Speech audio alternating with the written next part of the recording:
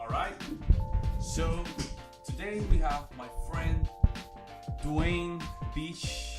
Dwayne, what's up? Hey, how are you, Pablo? Doing fine, man. So, for those folks that want to hear the podcast, just go to my list, which I don't have right now in my head. It's on Google Play, iTunes, you name it. I'm going to just put the list where you can just find the podcast and you can listen to it in all the platforms that are available. Also, don't forget to go to my page, donate a little bit, $1, $2, whatever you think is whatever you donate will be fine. Or you just can go to my podcast page, which is anchor.com/PAlphaMusic Podcast. Okay, we have today Dwayne Beach, a friend of mine, viola player and violin player, right? And he's all over the place. He has one album called The F Tones, which I worked there. And which one did I work? I worked in this one, right? Yeah. And the other one is Shows. Shoe False Love, I Fear Not. And this one, I think there's an Indiegogo campaign going on, right? And I'm going to just leave Dwayne talk a little bit more about that. Okay. Yeah. So first of all, for you guys out there who don't know, Pablo is this wicked awesome pianist who actually was the pianist that recorded on my album also for Shoot False Love, I Fear Not. So first, I want to talk about the F Tones. This is the first ever album project I've ever done. This is for my duo called the F Tones, and we comprise of a guitar and violinist and violin myself. And it's called Sketches, and this is a 9-piece track that is basically musical ideas that we decided and just created out of our time playing in the subway in New York City. We just got this huge, awesome opportunity through the MTA to be part of their underground performance experience, and that was a blossoming of Sketches and our F-tone sound. And we do a thing like it's gypsy jazz, pop, rock, classical, all combined in one, and it's really dope. It's very good, man. It's very good. When I went to Cafe Vivaldi to listen to Dwayne for the first time, and I was like, man, that's a good music, isn't it? It's very good music, man. Like, I can see his classical techniques and discipline in his instrument, and it's very good. When Dwayne come up with me to me like a couple months ago, right, to do the recording of the last project, and I worked with the guys, I was like, oh damn, this is good. This is a great deal, man. This is not bullshitting around. This is good. And he managed to finish the song. When is this project is going to start? Or so the project we're talking about right now is Shoot False Love, I Fear Not. So this project literally started this time last year for me. I was in the first space of just like, what do I need to do? I need to talk about something. Yeah. I need to share with the world a piece of art of my own. I've never really shared anything that I created. I've always performed and traveled performing other people's stuff. Of course, in the classic world, we do like, we perform the great. We perform the new up-and-coming contemporaries, but we never talk about performing our own stuff. Yes. And as a creative, I've always been in that space where I can write, I can do poetry. I learned all these beautiful skills, time to make it happen. So I started writing a collection of songs, and it was looking pretty dope, just poetically, when I wrote on the page as just text. And I'm like, let me see if I could use my, grad level music theory skills and make something happen. And it finally became, sheet music on a page. And I'm like, okay, I have sheet music. What's the next step? Record it. Who's going to sing it? And I'm like, wait, low key, I'm a singer. I've done some stuff in the past. I know I'm really good at jazz, opera, but pop, am I that good? Am I good enough to do this? Because the music I was going was really pop in this album. And I'm like, I was really terrified about like pushing music out there. And I'm like, I'm as good as I say I am. If I want to go there, I'm going to be there. There we go. Yeah. And it's this whole collection now. It's this as a collection of 5 genre-bending songs that crosses from pop to jazz with a heavy string focus. And it was a challenge that I presented to myself. Each song has its own character, its own characteristic, and a storyline. So the first song is the unknown love, when you question your worth, what's the appetizing price of loving me? So basically, I was comparing myself to the world. How am I on a scale of 1 to 10? Am I low, medium, or high quality? And then that song is like, okay, so people normally, when they talk about love, they compare themselves outwardly, like, ooh, is this person going to see me? I'm interested in that prospect.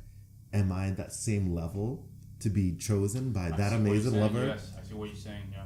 And then I knew in my past, I never really had that thing where I sat down and said, okay, where do I fit? Am I top shelf brandy? Or am I that low shelf, beer or something? And in this song, I use metaphors. I was in a bar scene in my conceptual brain, and then I was looking at this beautiful, picturesque person, the ideal of perfection.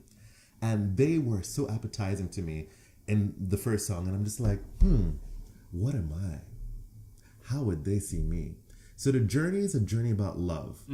Loving self first so that you can be expressively loving to other people. Yeah. So I go from the first song's called Appetizing Price when I talk about myself to the next song, Selfish. In order to be loving, you have to know first who you are. And it's okay to be selfish. So this song is like a really kind of 90s groove-tastic approach to a jazz melody where I'm starting to sing stuff like, because I'm so selfish, I love me more than you. I'm sorry, but it's true. That's all I'm gonna give you guys. But like, those lyrics are quite hard because I talk about I have to love me more than you sometimes. So we have to realize not all the time everybody has your back. But in order for you to be loved, you must love yourself. First, yeah. So that was the second song. The third song is something called Hey Hey. This is the moment where Pablo jumps in with his like amazing Latin traps, piano skills like da da da da da da. And this one was the firecracker, the climactic moment. I'm like, to hell with you. I'm tired of this crap. I don't got no more of this. Hey to the freaking hey. There's a small rap section. Yeah. So good. I love it. Oh man, it's pretty dope. Yeah. And after that, that's when I start to really love now because I got over that question of love to bad love. I got rid of all of it. Now the next song's a journey of happiness. Yeah. The third song is called You and I because I start to find love and start to feel it. And it's funny because it really happened in my life too at that point too. And I start to see who I can be because now I love myself and I can now open my heart to others. So there's a congruency from what is the work is all about with what is going on in my own life. Right. Life. But I think this whole piece is quite interesting in that respect. I'll talk more about that with you in a second. And then, so You and I is this really awesome piece that's kind of Sade-like. It's very easy, loungy, with a hint of Gregorian chant in the middle of there. But this really like groovy, jazzy flute interlude, which I'm so happy is on there. And then the last tune is my bread and butter, Flybird. It's the piece that started it all. The very first piece I wrote. When I told you earlier about like how I just got into the world of writing music, this was a piece because I was actually commissioned by Brooklyn College to do like man, that's good. That's so good. Yeah, man, I was commissioned to write a play for kids. Really? Yeah. Damn, man. That's so it's cool. It was a year project and it was pretty intense. Like I had no training. They're like, oh, make your theater project and write a whole play and choreograph it and write the music. No way, man. Dude, I literally like almost killed myself. It was ridiculous, you know? But the product was so well worth, and Flybird was a piece I wrote for them to sing as a choir piece. And after seeing the kids perform it and the audience receiving it, they're like, is this a song we've heard before? It sounds like something I heard on the radio. And I'm like, really? My song? Is it that good? Wow. And they're like, yeah, we heard this before. It's that good. So basically, interesting. That's a good point to talk about. By the way, just make sure that you visit Dwayne Beach website, which is what? DwayneBeach.com. There you go. DWAYNE. And make sure that you sign up to his page to just get more updates. information. Yeah. And okay, isn't it interesting that we think we don't have that skill, or we don't have that potential? Isn't that interesting? I hear that. I think the biggest thing for me in the creative world is we bind ourselves to what we do. Like, oh, you're a piano player. You sometimes compose, but are you a composer? You know? I see. And for me, I never really called myself a composer or a singer-songwriter because I didn't write songs. I didn't write all of that. I just played my instrument, did my dancing, and maybe sang a song or two, but I never was told that I'm that. And so I believed that. But then now I'm seeing there's so many avenues we can go as a creative. Yeah. We can make any of those decisions. Oh, I can be a composer if I do the work. I can be a singer-songwriter if I do the work. Yeah. And I'm seeing that now. Like, before I closed myself saying, oh no, I'm strictly a violist. I'm strictly a violinist. I can't do nothing else. But people see my quality and say, you know what? You can do this. You have the skill. Just go there. And because someone believed in me, I believed in myself too. Yeah, man. That's a great point. You can be that you think you cannot be, but you have to put the hard work. But you could be so much more if you open yourself up to the opportunity. Because like a lot of times we limit ourselves based off of facts that are necessarily not true. Like we're like, oh no, I can never do that. Oh, I can't do that because you never tried it. I see what you're saying. And I've never tried writing until I had to do that project. And then that was the point where I'm like, yo, I got skills. Well, of course, in school, you know, we learn how to write, you know, 4-part harmonies. We learn about the textures. One thing is just to use it. To use it. You can. I met this girl that she was a pianist, and she used to tell me, I can I can make fugues, or I can identify fugue and all the voices, stuff like that. I'm like, why you don't make your own composition? Nah, I don't know how to do that. I'm like, but you know how to make a fugue. Mm-hmm. If you can read it, if you can apply it and figure it out, you already have the skill. Yeah, that's all. Then the other thing is just like you said, just the hard work. Just put a little bit of work. Yeah. Yeah, and to be honest, because I'm making my new album, which is coming up, and which is going to be dope. Yeah, November 16th. I never thought that I was going to get recording skills, man. Recording skills. Mm-hmm. And I really have to. I was like, can I do stuff, man? Just record here, just edit here and stuff like that. And you learn, man. You have to put the work, of course.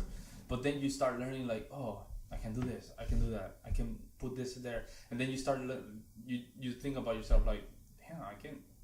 So we brought up this earlier, like how for the recording process, because I think this applies to both our stuff, you know, like how we have this perception that recording has to be this perfect thing only. Like you have to go in there 100% knowing the song from beginning to end, no mistakes. That's how you record. And we made up this craziness because that's how we've learned in our schooling, you know? That's the mentality, the wrong mentality. That's not how it is, man. At least that's the classical world mentality. Yeah, like the classical world mentality, yes. Whereas now, with this album, as you experience, and we're both experiencing right now, like, we can do smaller segments and, like, really make it define sections that sound brilliant and pair it together, and that's how we make the product. And I know that was a journey, like, for both of us, just, like, getting to that space where we are now working with technology, because I don't think we've worked priorly too much in technology. No, we knew that social media was there. Yeah. We knew that social media was there. We knew that there were engineering, they were trying to do something.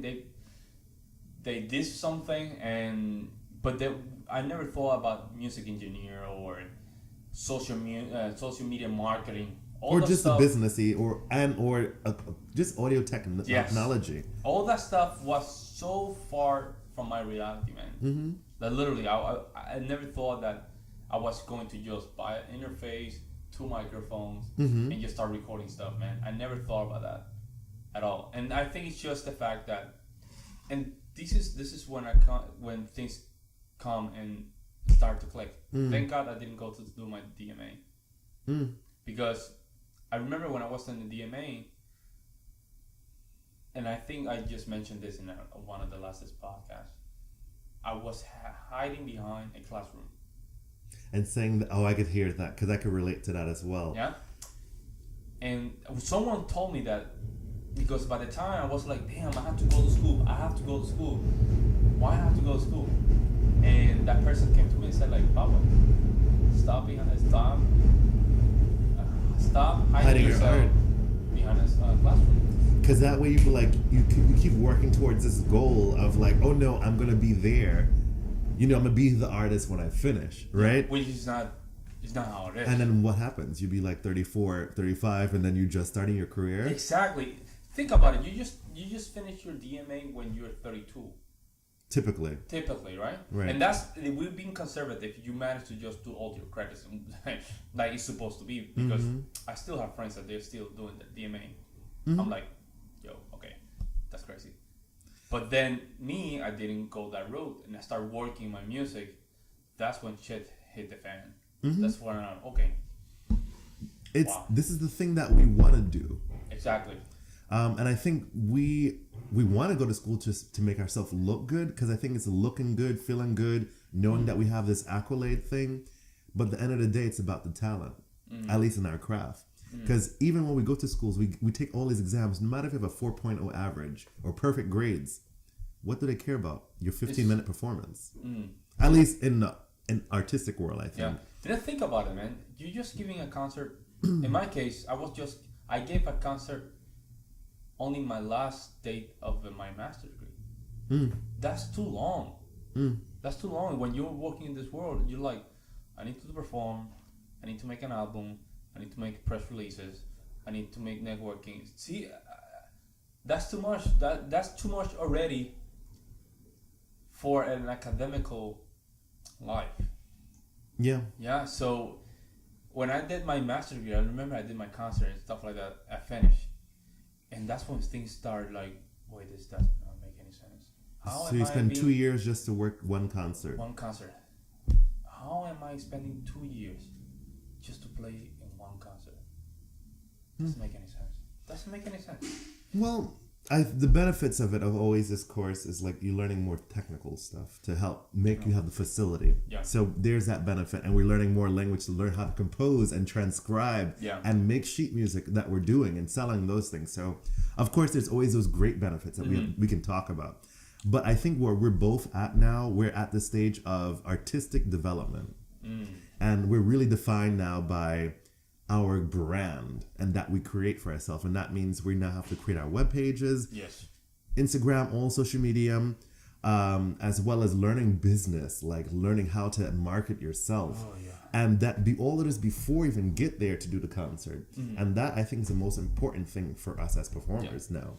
And those are things that you believe me, the first concert you will feel like miserable. I've been trying to market my concerts, and I can see like trends like, oh, this concert, just 2 people just came to my concert. Oh, this one 16 came. Oh, this one 30. They came 30. Okay. And those things are just trial and errors that you have to just go through, right? Which are very important. And I think before we started the podcast, we spoke about the mindset as a being a service versus a product, right? So when you now go through this road, you're not thinking anymore to being a service, right? Because serving is doing something for another person. Exactly. Can you talk a little bit more about that and how you did make that transition from being a service? Oh, call me, I'll pay you $100 to play viola for a wedding, versus now I'm a product. Now I'm Dwayne Beach, a person that already have 2 albums, plus this upcoming. Now I'm a businessman. Well, I think the thing is we have to think about it, because most classical musicians, when we're studying, we just do like, oh, I'm gonna do 5 gigs, in the span of a month. Once for church, once for school, once for a friend, a little recording project. Maybe I'll get a gig at a wedding company and they'll hire me for the year or something. And then I'm making $800 a week. Yeah, it's great, but you're just playing music just to play music. And you're playing all these other things that you've learned, whether it's that or things that they want you to play, which you have no care about, like playing Canon and D 50,000 times, or just playing that one wedding march that you're not caring about. Yeah. And it's a great thing if you know that's what you're comfortable doing.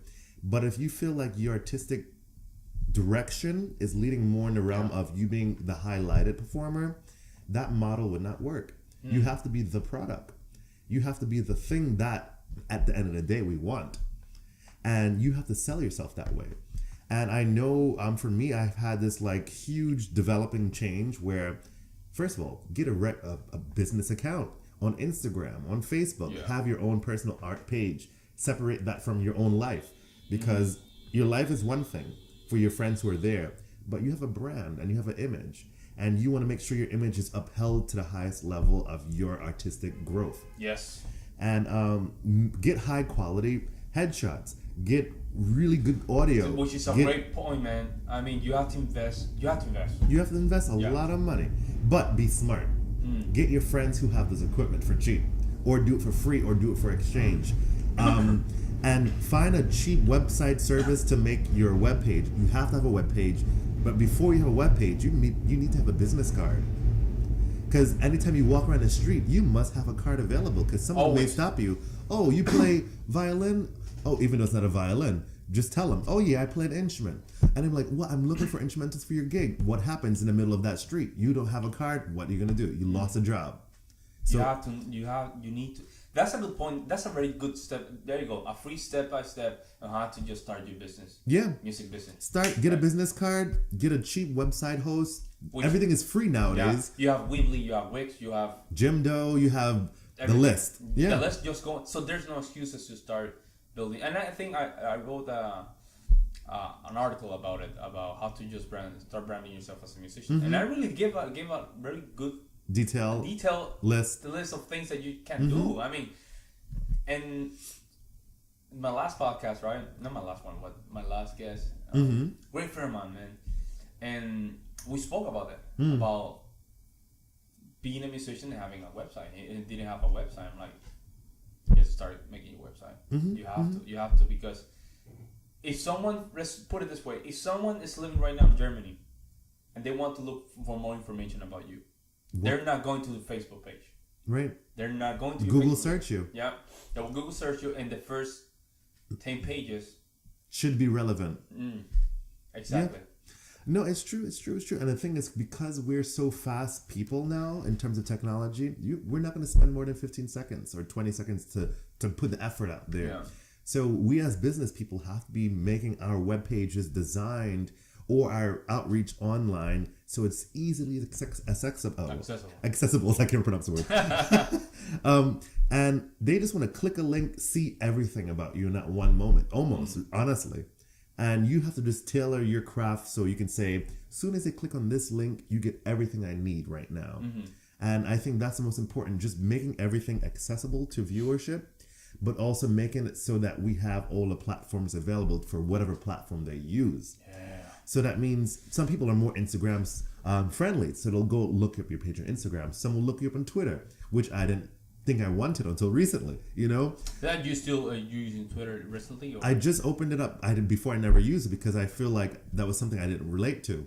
But that connects you. That's another service provided that the people uses to help platform. Exactly. So you have to put yourself on everything. Every time you release something, it must be on all of them. All platforms. The same with the singles. If I'm releasing my second single today, by the way, and I'm going to release it on SoundCloud, YouTube, Facebook, a small search, and Instagram.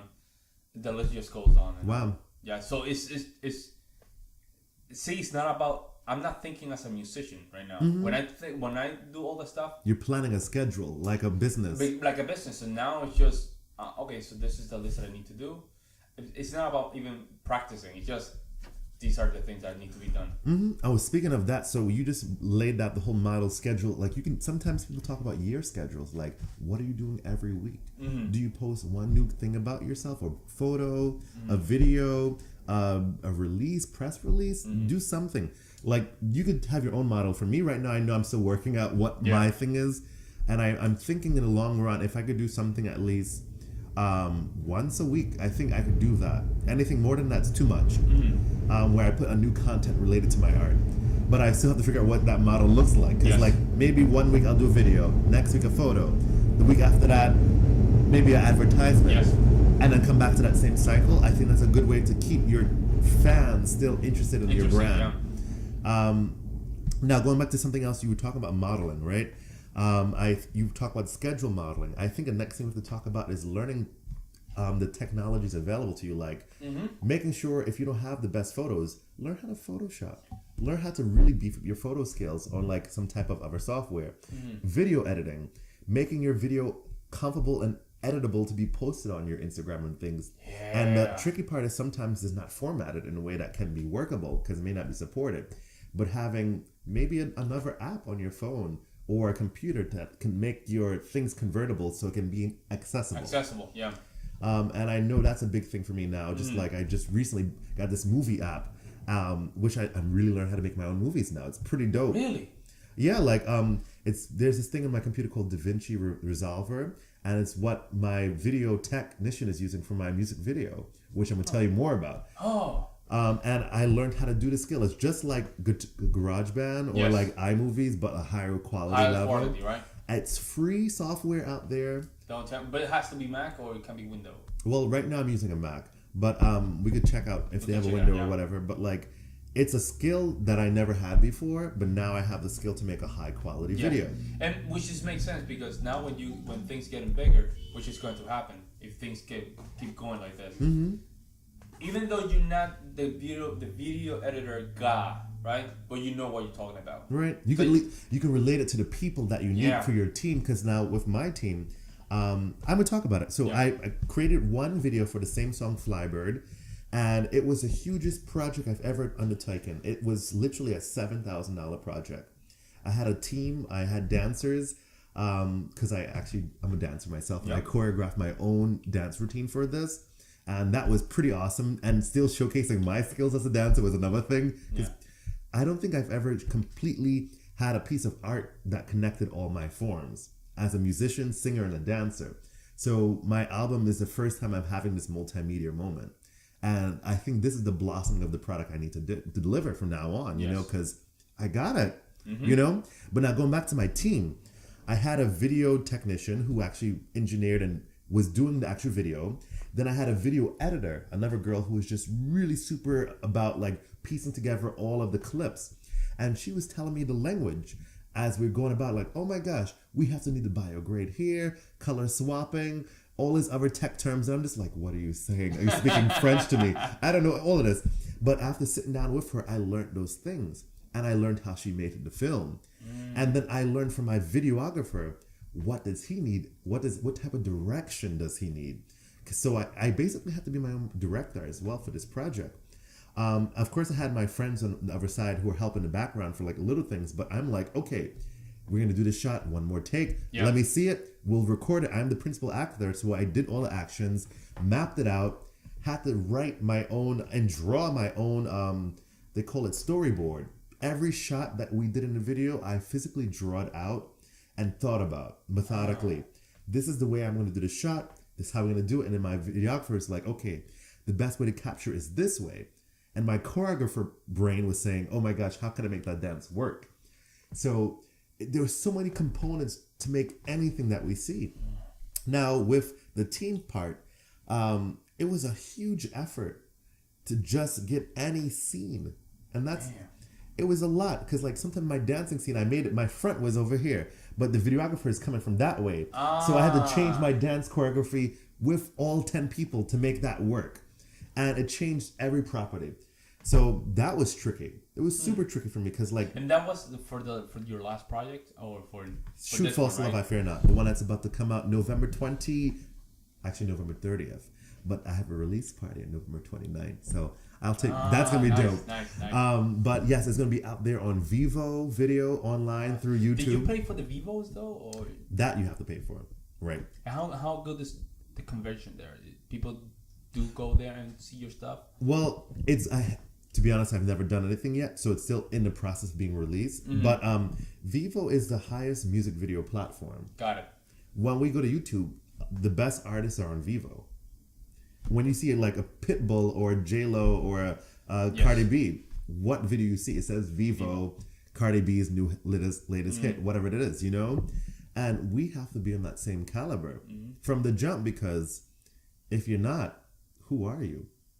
Unless you have like amazing team, like I know there's amazing people out there like Lindsay Sterling. She never came from that direction and built her own brand, but she has like every video is top notch. Like she has, I don't know, maybe a family member who's a videographer who could do all these videos. Like everything is perfectly brilliant.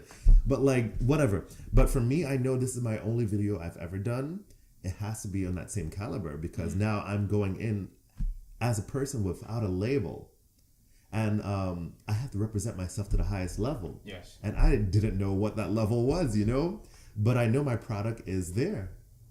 And I showed it with my good colleagues and friends, and they are all in agreement. Like, your product needs to be on the highest level of calibers because you are that person right now.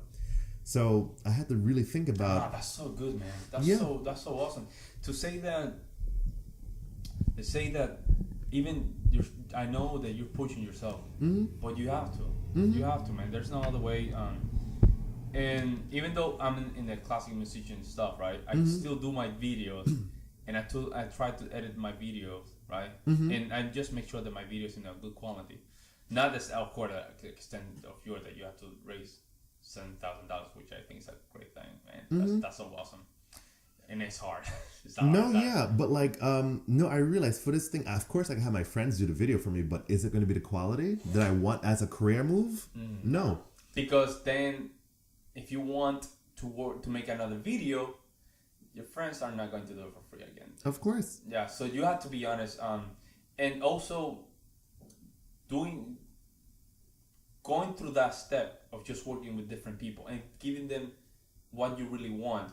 That also builds your brand. Oh my gosh! So could I tell you the first time I wanted to film my video project on the week of July 7th? It was like one of the hottest weeks in our city for the summer, and it was a complete flop. Yeah. It was a complete flop because guess what? As the visionary, I was too lenient. I was really nice to my people. I'm like, oh my gosh, so we have 5 rehearsals. I know you can't make all of them because your schedules are not there, but let's try to make as much rehearsal as possible. And this is the day of the shoot. I'm going to have this amount of time available to do the thing because of the permit that I have to buy. And at the end of the day, come the day before the shoot, 3 or 4 of my dancers were like, so I can't make the whole shoot. I can only make a certain time. And I'm like, wait a second. Something's wrong. Something is wrong. I'm doing something wrong. It's not even them. I was too open to the possibility of making their schedule work instead of making a defined schedule and making them work around that. Because I worked around their schedules instead of working around mine. Yeah. And I realized that I was a complete failure. Like, I didn't do the video. I lost out of the first time. I lost out of $1,000, almost $2,000 of money because I rented equipment, and then on top of that, it didn't work out because my permit was having some issues, and so I lost 3 or 4 hours. So thankfully, it didn't happen that way and I just canceled the shoot the night before because I lost out of 4 dancers out of 10, and I created a dance choreography specifically for 10 people. How would that look? If you have a perfect vision and it's not up to your standard, before you even get the video out there, you're dissatisfied. Before you step foot into the studio, I was already dissatisfied because I know it's not what I visioned. Yeah. So I just said, you know what? Let me just reconstruct this whole idea, get rid of the bad weeds, meaning some of the people that I realized were not being the best support in this moment. And the thing was also, I asked them to do it for free. This is a different story. When you want professionals, you can't ask for free. You can't. So I later devised this really systemized fashion approach. I decided to have an open audition that I posted on Backstage Access, which is like, it's like Playbill basically. And as well as 3 other dance web pages. I said, okay, I need headshots, I need resumes. This is the date I'm shooting my event. I had all the details laid out. I need the dancers for 4 or 5 solid rehearsal. Here's the amount you're getting paid for the end result. And I made sure they knew exactly every detail from the beginning. And so when I walked in the door and they auditioned for me, I'm like, okay, hello, ladies and gentlemen. So I'm looking for this. Here's the dance choreography. This is the dates I need for the recording. This is the price I'm paying you. If you want to do it, great. If you can't do it, okay. If you can't make all of this, goodbye. I'm going to find someone else. And I had to become such a hardcore like business person just to get the quality. And guess what? They showed up and they showed out. Sometimes I did feel away because the first set of people were all people I know who are brilliant dancers, who can do everything I was asking to a perfection. But this other group maybe didn't come from the same discipline, but they brought something of their own self, and it worked out to be something I'm really happy about. They came, they conquered, they slayed. And that's what we want, you know? And now I have a video product that I'm going to be happy about versus something where I feel slightly inadequate about. And that's a big change for all. I learned the business. You have to have everything in line before you even start. So basically, before you sort of like have an idea, try to shoot. You have to know exactly what you need. Because I'm like, even from the makeup, I'm like, girls, I want this kind of makeup. I want this kind of lip. I need this color hair color. This the clothing I want from everybody to be wearing. Guys, this is what I need you to do. Here's your dance steps. Here's all the counts. This is your job. Videographers, I need you to be here present at 7 a.m. for the shoot. We'll start the set at 9 a.m. sharp.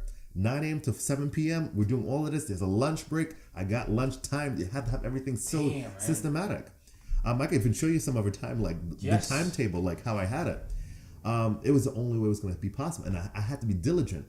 I had a crew on me who was like, okay, it's 15 minutes past 9 o'clock. You said you're going to move on to the next set. Keep it moving, keep going, and keep reinforcing the energy. And me being the visionary, I was so motivated. I'm like, okay, guys, thank you. Good job. This is fabulous. We have time for 2 more shots, but we got to keep moving. Keep it going. You're doing fabulous. But like, that's who I am. I'm like, I'm going to give support, but I'm going to tell you, let's keep it going. We're almost done. We're going to get to this next step. And I had to be such the boss about this project, or else who else would be that? Yeah. There's no other person. It's my project.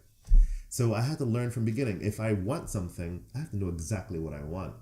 That's really tricky because before I never knew exactly what I want. I'm like, oh, I want to do an album. Oh, maybe this photo would work. But it changes everything. Like when you have a team of people who are looking for you for answers, if you go to any job, we look at the boss. The boss has all the answers. I had to be that person. And for me, it was very difficult. I can tell you the behind the scenes, I'm like, oh no, I don't know what I'm doing. But I'm like, nope. When it comes to the actual day of doing the things, I need you, Pablo. Okay, this is great. Your black shirt's not going to work. For this video, must wear tuxedo. You need to be polished. You got to do this. We discussed your playing. It was beautiful. Just give this look. You have to have this character. That's the only character I want right now. I understand what you feel. Thank you. It's my product. It's not your product. So I had to be very militaristic about the approach, but still friendly, Oh, because you already went through I went through the scars of being offering. Like I was so nice to the people before and gave them the opportunity, and they made it their project versus my project. And if it's your vision, how could someone else tell you what they want of it? And if they want to make time, like, oh, I can only make it from 10 to 15 to 11 something. I'm like, great. How are you expecting to do a whole video if it's supposed to be 2 minutes in that 1 hour time? Realistically, for that 1 hour, we may do 30 seconds.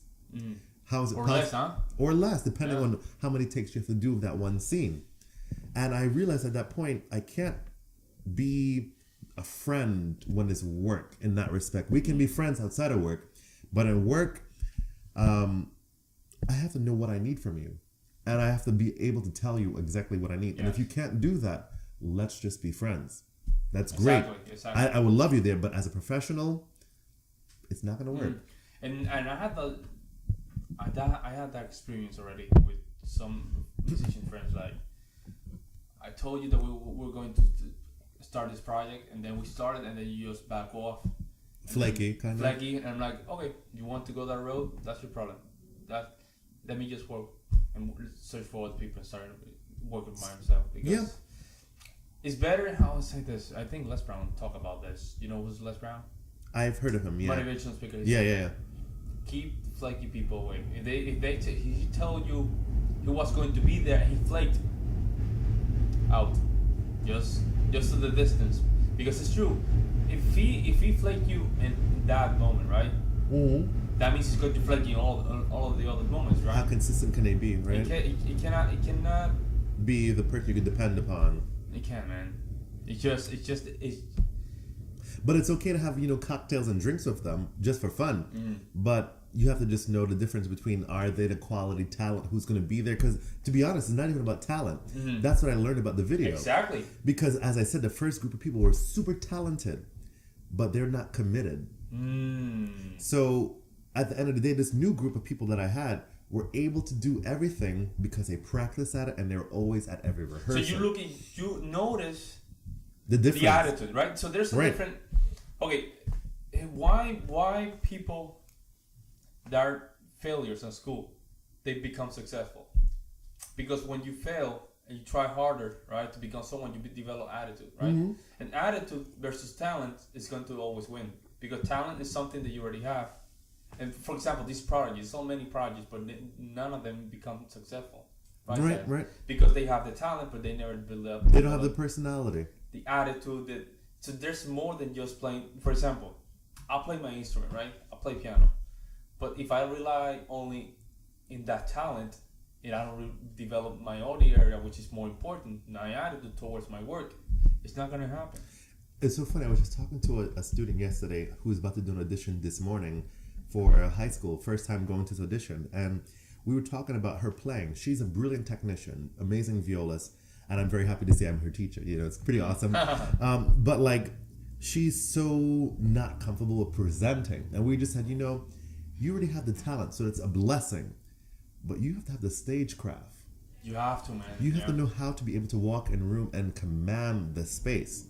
And what that meant for her was being able to just be approachable, be connectable to her audience, be able to say to the person, hello, I'm such and such a person. And you'd be shocked that just having this personality, as we're talking, or attitude, is something that wins every race. Mm-hmm. You don't have to be the best performer, best technician, but as soon as you are connectable or relatable, you won. You won. So relatability is everything. So being able to voice your opinion, being able to be present, being able to just be open to people around you, it's a big thing. Versus being, oh my gosh, I'm scared, so I'm gonna stay internal.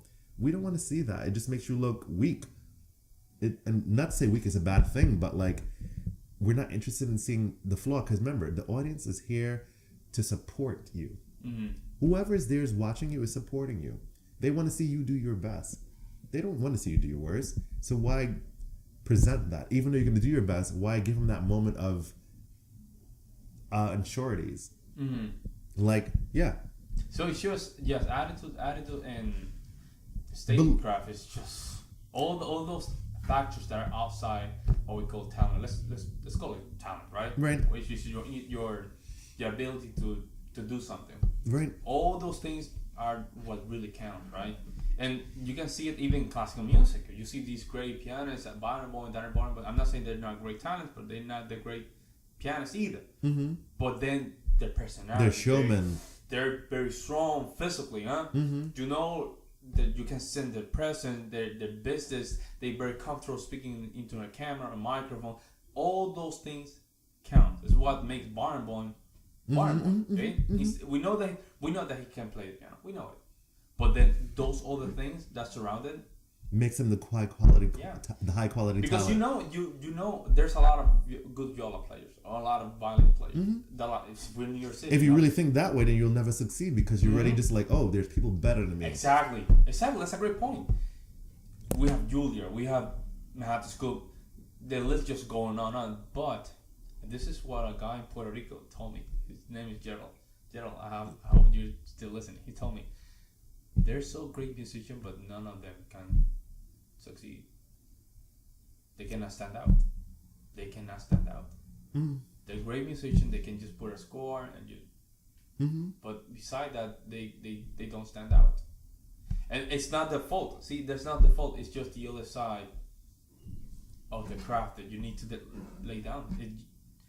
You have to. There's no option. You don't want to be a how they call this, a puppet for someone. At least you want to know what the hell's going on behind the scenes. If some record label, which happens a lot, a record label sees you. Hey, Dwayne, man, I like your music. I want you to record my next album. Wow, that'd be prolific. But then here's the thing: Dwayne know how things work. Dwayne's not going to just say, "Oh, yes." He was just down and talk to the record label and see how the money's going to be distributed. And what's the benefit that I have here? Well, why you want me? Why how much is going to be the revenue? Is my name is going to be here? So there's a lot of things that a lot of people get caught in the victims as well. The regular laborers, if they get a guy from the street and they can just make money of it, but he doesn't know how the business go. Those are the victims that go, back. I want to call it rob. It's not rob. It's just that. But it's just like not planned out strategic ways of earning the revenue based on their talent and ability. So what we're doing is just knowing the business when those opportunity comes, or even when we make those opportunities happen, because we're making them that happen. We know what's going on instead of just relying on our instrument, which is just it's a whole other level because something else. Going back to what we were saying before we talk about the finances, I was realizing one thing when we're talking about like building that confidence in self to be able to present in tandem to having the talent. I think a lot of the times I learned from my teacher before. She's like, talent can take you so much places, but it's more than talent. It's the hard work and the skills and travel and this, dedication that you put into it. Because not everybody's going to be talented by nature. People work hard at becoming that, right? And that same person who's going to work hard would definitely win over talent. And even Jadakiss even quoted it. He was just like, talent is second to hard work. Hard work passes over talent. And it's a thing that really happens because now if you really push and you really dedicate it to your fixing of yourself to make you better, you will be there. And we always have that thing. Now bringing it back to performance, sometimes we don't realize that performance is second to personality, as we said, only because personality, vulnerability, gumption makes you human, not just a mechanism. You have to be human. You have to have all those qualities to be received and seen. And going back to what we were saying now about the finances thing now,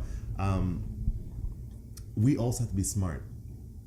We have to just know really what we're doing before you do anything. I think because half the times we just get lost in the space of, we're talented musicians. They got our back. They got their backs. And they will support you to help build their back even bigger. There we go. Yeah. But you have to know what you're liable to and what's your worth. And this word worth ties into everything. It's a connector of your personality. It's a connector of your talent. It's a connector of your value of your art. Because once you understand self-worth, you know what you can be expecting for your price. What do I think I value at? What is my talent value? How much should I be making? Do they really notice what I'm offering? Maybe they don't. Okay, well, I'll find someone else who knows what I'm doing. Yes. Do I also know who I am now? A lot of us don't do that. We don't know who we are, and we're still learning about that, and that's okay. But at least we can just say, now, at this point in time, my music has this value. You don't see it? Well, thank you. I'm going to go find and go to another outlet. Or maybe I realize, do I even need the support right now from another person now to help push my brand? Or can I do it myself? Is that an option? And I know that's the option I've been looking at right now because this is the first real project I've ever done.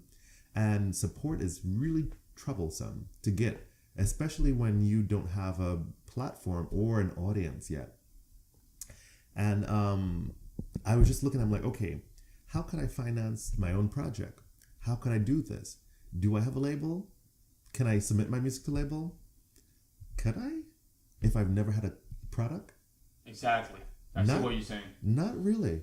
I can't really do that. But I can support myself and make this quality be of that quality that they're expecting. And then so that later on when I do propose things, if I go that direction, they have no reason to doubt what I'm offering. They'll say, oh my gosh, well, you gave me enough reason why I think you're worthy of our time. Because you know exactly what you want in your music, you know how to get it, and you actually have the product that stands behind you and says, he is ready for this. Exactly. And I've been going that self-motivated direction. with my music, and I'm like, okay, what is the standard that I'm going for?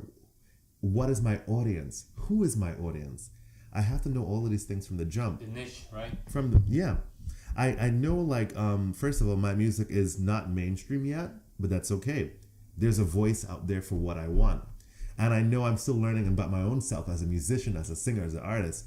And I'm like, I'll further at some point develop a style that would probably be relatable to a different group of people at some point later, because we change. But as of right now, I realize I have to be my own advertiser. I have to be my own publication house. I have to be my own manager. I have to be my own director. I have to be my own choreographer. Because, first of all, I don't have the funds to afford all of that. But I can get a team of people who is interested in my brand. And I can have them support from now and help be my ambassadors for moving toward to having all of that. Yeah, exactly. And once I continue building this said small team, I'm able to now branch out to bigger things. Because now I have a support system that really knows my product and know what I can do. And that's the smartest thing I can do. And that's how I show my worth. Mm-hmm. Yeah. So now basically, that's the difference between service and product. There you go. You did it. I don't have to even go more into details. Mm-hmm. Yeah, because when you now are a product, you're more into the value of yourself. And then, so funny, a thing that is not funny, it's a serious thing. I know I was facing this one too. Like, when I was studying in school and then learning all these concertos and etudes and all these things and like all these lifelong, lifelong pieces that are like golden and like they mean so much to us. And then we learn it, and then as soon as you finish learning it, you forget how to play it or how to do it or how to sing that song or whatever. And then I question, wait, do I have a product? Can I show someone what I did? No, I can't. No, you can't. Because I can't replicate that moment unless it was saved. And that's the reason why I decided to go on this journey of making albums and videos and these things, because what if I want to show somebody what I do? How would they see it? I'll go to my Brooklyn College concert December the 13th. And then they January. forget. And they forget. Yeah. And then the next thing is when I'm trying to sell that, how could I sell anything? You can't. I can't sell a brand that's not existent. And I think that's the point of this new journey. Learning to find and build a tangible product. And that was kind of on my list of things to do. I'm like, man, I feel like I don't know who I am as an artist because I don't have a product to show to anyone. Yes. And then I can't call myself an artist because I'm not developed yet. Mm-hmm. So now I'm finally in that stage where I am developed. Mm-hmm. I have a brand. So now there's something very interesting that you said. Now I am an artist. So before you were not? A produced artist. Right. I was a service artist. A service artist. As you said before. I was a person doing something in a one moment scenario. Here, play me this sonata. That's it. Right. I can still probably do some of that still, but is it of that caliber when I performed at that time? It's not going to be that unless I am working that repertoire again. Mm-hmm. But it's good to have now the stages of our life documented in this hard form. The best thing can happen, man. Yeah. The best thing. Now that I'm working with Aaron, right? Mm-hmm. She's my violinist. We're going to probably play those pieces again, but because we worked very hard, we got those pieces. But it's going to be another journey building it up again. We're going to, after we finish with this one, we have two more albums to work on. Right. So now it's just the product's going higher. The worth of the product's going higher. Because people seen your last work and they have expectations now. They're like, okay, you gave us this last time. We already know what you're going to offer. We're excited for your new product because we know you can deliver it and you have something. You have evidence, and that's the most important word: evidence. Mm-hmm. And man, I have to tell you, Dwayne, I especially opera singers. I have a lot of friends that are opera singers. Man, they're great singers, man. They're great singers. But we don't know of them. We don't know. I don't know. I just know about them because they're my friends. But they don't record. They don't record. I mean, I know it's fear. I think part of it too, I think we have this super glossy ideal of what we want for ourselves. Like when I was recording my project, I'm like, oh no, this is for orchestra. I want to have a huge orchestra and me singing. Behind. But then as a first product, how can you ever afford that? No. It's not realistic. Not realistic. So I think a lot of times we have this mentality of the super glossy version, like how we had it in the productions of what it sounded like, and we want to replicate that in audio. But then the reality is, who's supporting that financially? So a lot of us are discouraged from even going to recording studios because we're not going to get the quality we want. We don't want to have a rehearsal pianist performing in a CD if you have prepared this piece with an orchestra. Yes, I see what you're saying. So why would I as an opera singer want to have this recorded? It's not going to be the quality that I expect of myself. And I think that's a mentality we have to change. Get rid of it. Get rid of that thing, because what's wrong with pianos? In this variable, what's wrong with having a piano and opera singer? Maybe you could have a string player, 1, 2, but don't go out of your budget. Don't try to show what you don't have. Exactly. Don't try to just create this illusion that it's okay. Don't worry. We have the recording here. Don't worry. So don't try to create this illusion of grandeur when you're not there yet. Because you're not there yet. I mean, I know you go to you see Mario Gala and all that stuff, they singing with the orchestra, stuff like that, but there's a process to get there, man. And that's the thing I think we as artists go through, this whole mental juxtaposition of, are we the artists if we're not on the stage? Are we? That's a question I think we always ask. We could see ourselves only in that platform. We dream about that platform. And then as soon as we don't have that, we feel like we're no one again. We're nobody. Yeah. Well, that's a made-up belief. You see? Exactly, yeah. And I think that's a part that scared us from initially going all these directions, because we feel our essence is only blossomed under the blue and red lights of a stage. Yeah, which is not real.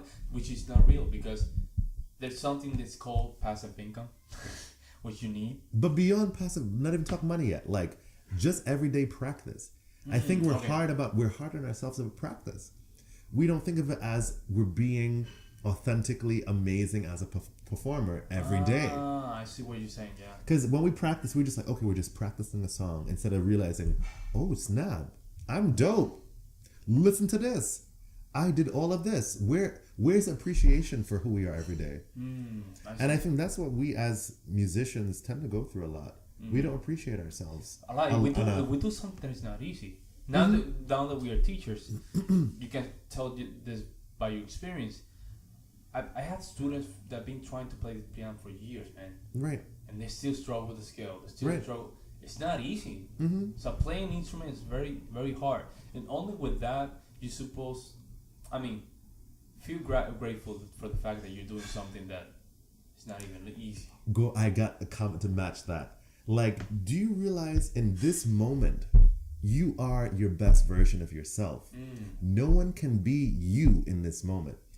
So even if you are practicing your piano or singing a song or recording or working this, whatever it is, you are being the best version of yourself in that moment. And we forget to think of that. And like, for example, when we go into those performance spaces and we feel nervous and we don't have the personality that's necessary to perform, we are like, oh my gosh, someone's out there going to listen to us and they're better than us. But the reality is, who in this one given moment can do what you're doing? Exactly. No one. No one. Oh, well, maybe probably 1 or 2 people, but that's a slim number. But it's not going to be Dwayne. It's not going to be you performing as you are. And that's what we as performers have to realize. Whenever you are doing something, do it to your best, because you know no one's going to do it like you.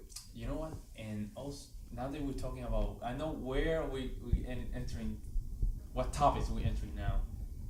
It's not, in other words, don't give a fuck, man. Don't. Yeah, and I think that's the part really when I start developing these 2 products of mine. I'm like, you know what? I am darn talented. Every day I walk this world, I'm talented. But I used to be so depressive in the sense of like, oh man, I'm not good enough yet. I'm not going to be there. But when are you going to be there? When are you going to be there? When are you going to be there? When you die? Yeah, I mean, it's not. You're never going to be there. If you think that way. Yeah, I mean, no, exactly. If you think in the way of, when I'm going to be there. Right. You're never going to be there. Right. You have to start. I right. mean, you have to start. And now in this day and age, we understand. You go to YouTube and search for these great artists, and you see that. Then you compare yourself with those artists, which is wrong, completely wrong. Right. It's not realistic. That's their journey. Yeah. That's the end result of their journey.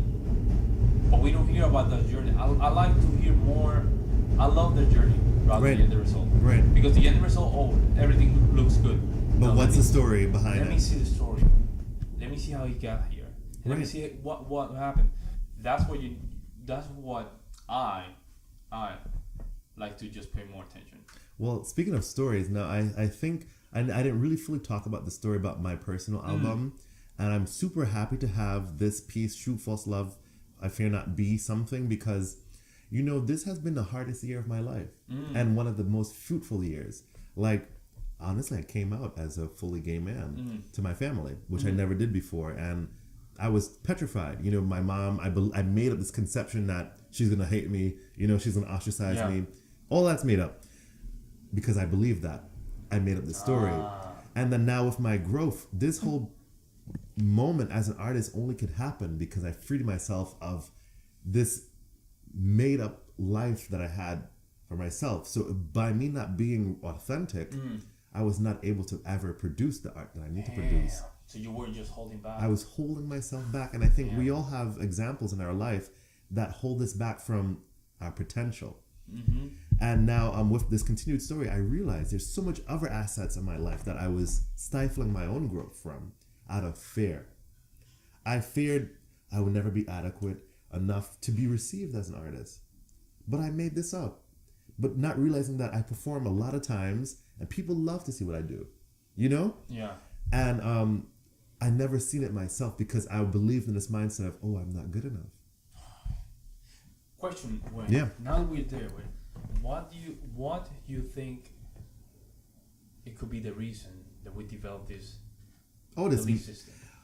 Well, first of all, there's many factors. We can't really pin it down to any one thing, but I think the first one we could say is, existential, like people outside of us and their beliefs, right? Like, oh, we walk into a school, we're bombarded with people's ideologies of what we should do. People are already telling you from you're a kid, you need to be this, you need to do that, do this, man up. You know, all these other terms that we just hear every day, and you're just like, well, wait, I'm a kid. I'm 10. Why you tell me to be a man, for example, right? But that's something we do in our society, and we don't know how painful that is to kids. We just say it as you should be responsible for these things, but kids should not be responsible. They're not made to be responsible. That's a parent's job. For example, now for us as performers, I know we go to like junior high school is one thing, but as soon as you go to college, oh, make sure you're practicing it so good. And then you're like, oh no, was I not practicing good enough? What? I was comfortable as a kid performing, but now in college it's super focused. I have to be this super diligent performer. Now I build this level of fear because I'm like, oh, I have to make sure everything is perfect. And if it's not perfect, I'm no longer good. I see. So people outside of us make this thing happen where we start to believe that mentality where we maybe never had before. So if you just live in your own space, sometimes you have a better result because you're just doing what you do. But as soon as you start embodying and taking what people say around you, you start living in their life story and you wear that weight. And then like I remember like even your family, they have certain belief systems or things that they tell you and you're just like, oh snap, I guess I better listen to what they're saying because what they're saying is true for them, but not true for you. And then you get in that mental space where you kind of are adjusting to a lot of things, but at the same time stifling that thing about yourself that may be the thing that you are. You know what I mean? Yes. And I know, for example, I remember hearing from my brother, he was just like, as a kid growing up, he was just like, I'll stop singing. Why are you playing your instrument? It sounds bad. You know, and I'm like, really? I sound bad? And he's just like, yeah, you're annoying. But I didn't know he meant just stop singing right now. I'm tired of hearing you singing. You've been singing for all day. I heard it as I sounded bad. Even though he didn't say the right, he said I sound bad. He meant it as I just don't want you to sing right now because I'm trying to do whatever else I'm doing. But by hearing the word bad, we already said, oh my gosh. There's a connection, yeah. There's a connection, and you hear this constantly like, oh man, I guess I'm not that good. So then we already have this notion that's built in our head that maybe we're not good because the people around us are saying we're not good. Even though he didn't mean that, or your sister didn't mean that, or your mom or whatever. But now we have this fear that we're not adequate enough. instead of the support all the time saying, oh, you are good. If we had that kind of support every day, I'm sure you'd have that confidence about yourself. Like, oh yeah, I'm good. And we know people who have that. And they feel that way too, right? Mm-hmm. And I think those little things that happen in our environments are the things that staple you and make you. But it's not the thing that you have to be. I see what you're saying. I see. You can figure out who you are at some point, or you need to be honest. And you can't just be held down by truths for other people. Because what's true for them is not necessarily true for you. It's a different reality as It's well. a totally different, you're a different person. Yeah. You don't have to have that. So why have their weight and their baggage? Mm-hmm. And as soon as you learn how to declutter all of that, you start to realize, wait a second, I am that. I'm a freaking darn amazing violist. I'm a freaking darn amazing dancer. And I got a lot to show for it. Who else can do what I can do right now? No one. No one. So it's really just you have to just go there and really spend the time with yourself to figure out what are the things that's been holding you back. Mm-hmm. Oh, confront those demons. You have to confront it, and we are afraid of that. And I know I was afraid of talking to my family about my sexuality for one, But catch this. My mom was like, okay. And I'm like, what? Traditionally speaking, I expect you to like hang me by my head upside down, or whatever nonsense. So what's all the perception that you have in your mind? It's all a made up thing. And we can go there if we don't speak of it and get it out of our system. Mm. So the best thing to do is just to be honest and just share how you feel. Because as soon as you share, that's how we make the connection. And that goes back to everything we talked earlier about, like being worth and having worth and being receptive to audience and having all of this. Mm-hmm. Just being able to connect and communicate everything you need. That's very important as well. If you don't have that skill, you lose out on a lot because we're going to make up things about you. We're going to make things up about you. But you never speak up, so. Because you never said anything. Yeah, so you never said anything, so we don't know who you are. We can't. Only you know who you are.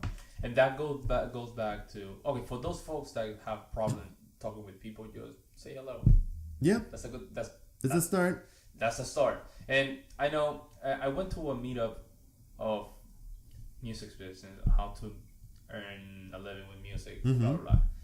And I met a couple of musicians there, and they were very antisocial, very hard to really gauge and feel where they're at. I was just trying in the sides, go underhook. Mm-hmm. It wasn't happening. I'm like, no, this is not working. But I never took it personal because I was them. Mm. Yeah, I was them. I was at that stage. To be honest, to be authentic, I could see myself still there sometimes. Yeah. There's certain days I know. There's empathy. There's empathy. Yeah. But also, that's a reminder to myself, like, okay, this is where you were. Right. Now you're here. Right.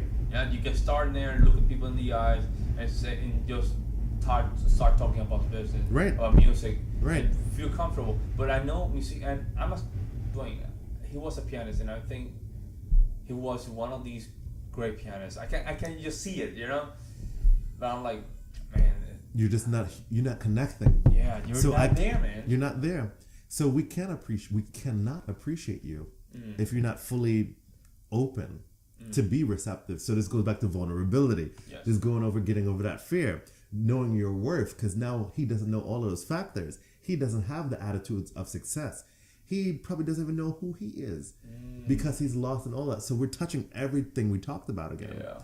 It goes back to the fundamentals. If you're about to be a performer, you better get over that, or at least figure out a way to make it seem like you're over it. Yeah. But even to be completely honest, you're never going to be over it unless you confront it. You gotta sit in it. You have to just keep doing it. Yes.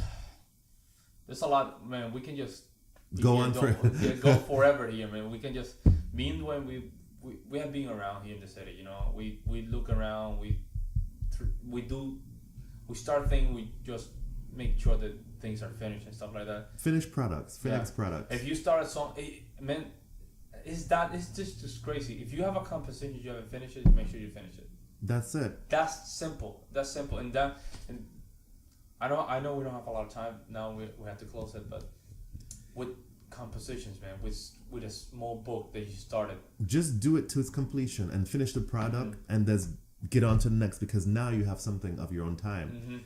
And if you don't, you're just sitting on something and you're just holding these regretful feelings. Like, ooh, I want to do a competition. How come I never done it? I'm already too old for competitions. I can't do it now. And then I feel this way and I'm making up this whole thing and I feel bad about it. You know what I mean? Like, yeah, it's just this illusion, mental illusion. I don't know how to say it. Mental that was perfect. Of things that are not real, but we think are real because that's a perception that we... And I do this all the time. Right. So just get out of your headspace and just say, do it or don't. If you don't want to do it, what's your reasoning? And be clear with it. And which is not... I know it sounds very like, it's kind of hardcore how you're thinking about it, but like, there's no time for that. This time is only now. You could talk about wanting to do something in the future. Yes. Make it a goal that's obtainable. But if you keep saying, oh, I'm going to do this project. Oh, I want to be a singer. I hope I will. All these conditions of things that's not going to happen. It's like my brother said when he traveled to Spain, he came back, he said, Pablo, you're living in a story. But it's not real. I'm like, damn, he's so right. But I didn't want him to... Oh, we didn't want him to tell him he was right, but he was right. And that was back in 2011. He told me, Pablo, you know what's happened with you, man? You're living in a book story. And I'm like... Now, speaking of that, it goes back to my brother. I made the comment earlier about him telling me how I sound bad. Guess what? My brother praises my performances as well. He's just like, you sound amazing. And I'm like, but he'll say it not to me directly. Like, I had a video of a reception after my event for the F-Tones, our premiere for Sketches. We caught him on the video, and he was just like, my brother was playing so awesome. It was amazing. So you'd be like, yo, how come you didn't tell me to my face? But like, the story is, they're there, they know, they care, they see us. They're not going to make up a story. We change their stories. Their story, yeah. They really do care, man. Right. And my brother still, he do care. And in my lowest point, right? I've been there, I call him and he just helped me out, right? Just to keep myself being up, because in the last 2 years in New York City, being rough, you know, money, stuff like that, but things now are getting better. But all those things can affect your productivity, but still it's not an excuse. Right. Yeah? It still is not an excuse. But it makes it difficult to figure out what you're doing, because now you're in a head space versus your talent space. And I know we're getting close to that time though, right, Pablo? Yeah. But the end of the story is, I think finished products, knowing your worth, and being able to sit in your truth and identify what is not authentic to you. Authentic to you, yeah. And once you learn those 3 things, you can be the best version of you. And if you don't know where to start, just do a business card. Yeah, business card. That's simple, man. Do a business card, a Gmail account. And to be honest, if you guys need to know more information, I don't mind sharing as well. Like, check my go. webpage. I'll give you a free PDF on what I think works. If you sign up to his email list, right, he will probably give you the advice I got. Yeah, and you guys can download the link there on DwayneBeach.com. Yeah, there you go. And that way you guys can have more update of his upcoming book. Make sure if you want to get his album, he has this online, right? Oh yeah, I forgot to mention. Yes. I have a short Indiegogo project right now happening to help support myself as an artist for my Shoot False Love product. Check it out. It's on my webpage, a direct link there. Yeah. And you'll see like the promo videos. I have 3 short promos that only happened because I failed that first day of the making a video. But I made 3 30-second snippets in that space of time that made the world of a difference in my growth. Nice. So never make a moment be a failure, but a learning opportunity. Damn. That was deep. There you go, man. So check out Dwayne at DwayneBeach.com or social media, Instagram. Oh, it's at Dwayne DWAYNE 1125 on Instagram. Twitter's Dwayne Beach 11251, and of course Facebook, same thing, Dwayne Beach Music. And you have a YouTube channel as well? Yeah, it's under my same name, Dwayne Beach. There we go. And you guys can go online and get his album as well. And also, pre-sale, check out Spotify, get your copy, iTunes. Yeah. It's coming out November 30th. Shoot False Love, I Fear Not. But definitely check out the F-Tones. It's already out. is ready there for you. There you have it, guys. Dwayne Beach. If you guys want to support the podcast, just make sure that you go to my page, www.violin music/podcast. And check out his new album. Yes, and my new album as well, man. I'm getting my first album. Yeah. November the 16th. You can find it on Amazon. You can pre-order. It's called Across, right? Across. It's called Across, quotation piano and violin. And you can go as well on Spotify and do the same thing. You can just I forgot the word again. Pre-order. And make sure that you go to my social media platform and like everything that I do. Okay. Thank you, guys. All right. Thank you, Dwayne. Thank you, Pablo. There you go.